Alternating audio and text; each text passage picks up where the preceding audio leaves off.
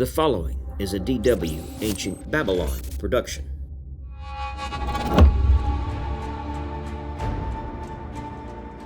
Born a commoner, according to the Sumerian king list, Sargon rose to power in the city of Kish as a cupbearer for the king Ur-Zerbaba.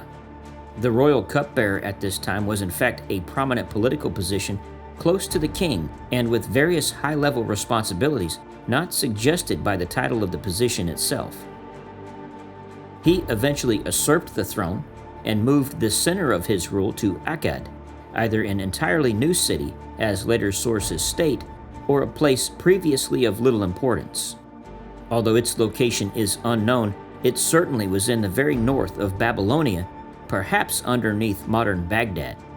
This geographical position provided full dominance of the Babylonian heartland and an extensive presence throughout the wider Near East.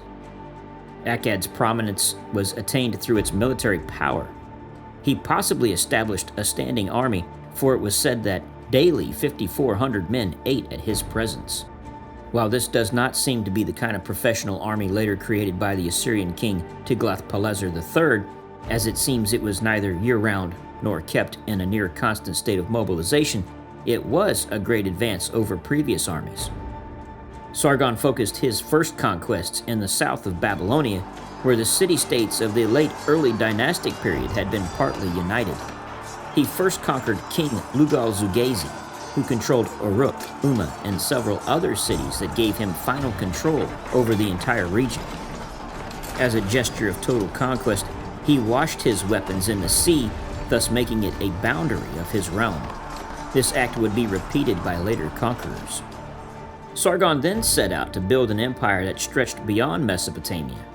He crossed the Tigris River and defeated the Elamites, and then fought his way north to Mara. After conquering this city, he pushed further into the land of the Amorites, taking the city of Ashur, which was only a small location up to this point. Sargon would go on to capture Nineveh before possibly invading Asia Minor and Cyprus. During this time, Sargon instituted military practices of combining different types of fighting forces in looser formations to enable greater mobility and adaptability on a field, which became standard down through the time of Alexander the Great. In order to maintain power, Sargon placed his best and most trusted men in positions of power throughout the region.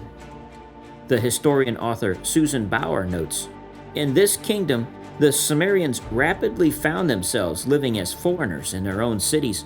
When Sargon took over a city, it became an Akkadian stronghold, staffed with Akkadian officials and garrisoned with Akkadian troops."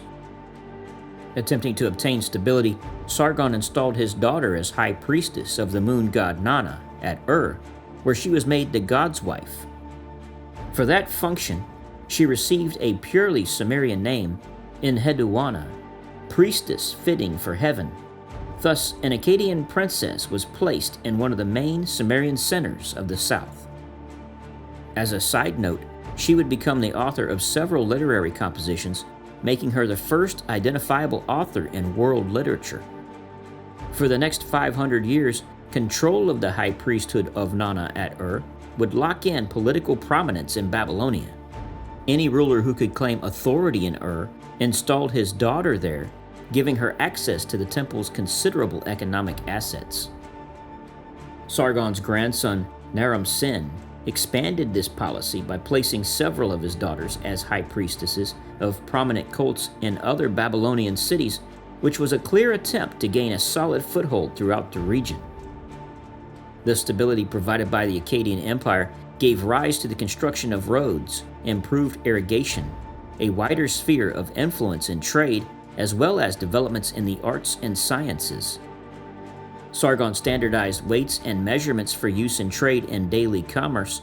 He also initiated a system of taxation in which part of the income of each region was siphoned off and sent to the capital or used to support the local Akkadian administration.